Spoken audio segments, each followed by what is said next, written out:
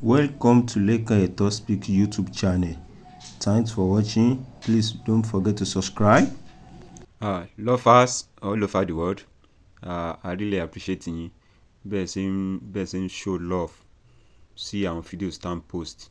Yes, I really commend the effort yín because wọ́n ní kú iṣẹ́, ìyẹn ló ń mú orí yá.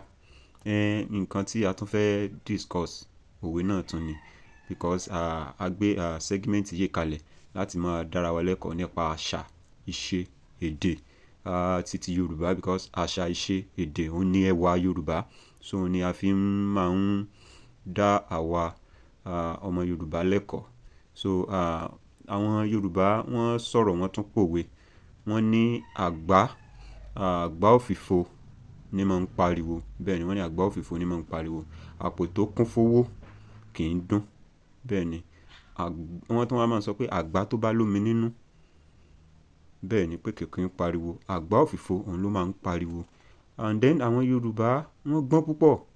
Bẹ́ẹ̀ ni àwọn olóyìnbó wọ́n tún bá wa express ẹ̀, wọ́n bá wa elucidate ẹ̀. Wọ́n ní it is an empty barrel that is noisy. Wọ́n ní a sack full of money makes no sound. Bẹ́ẹ̀ ni wọ́n ní empty barrel makes the most noise.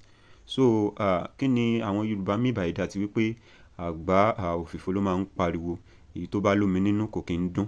Ohun tí àwọn Yorùbá mean by that ni wípé tí wọ́n bá rẹ́nìkan tó kàn ń ṣe làùlàù, tó sá ń pariwo, tó ń ibi tó bá yẹ kí ó ti ṣe jẹ́jẹ́, tó sá ń ṣe gànràngànràn, wọ́n á believe pé ẹni yẹn kò lẹ́kọ̀ọ́ tó, kò lọ́gbọ́n lórí, kò ní nǹkan kan lọ́pọlọ láti offer. Bẹ́ẹ̀ ni that's why tí wọ́n ti ń sọ pé àgbá òfìfo ni ló máa ń dún. Bẹ́ẹ̀ ni tó bá lómi nínú kò ní pariwo rárá àtọ̀. Sọ rí pé Yorùbá gbọ́n púpọ̀.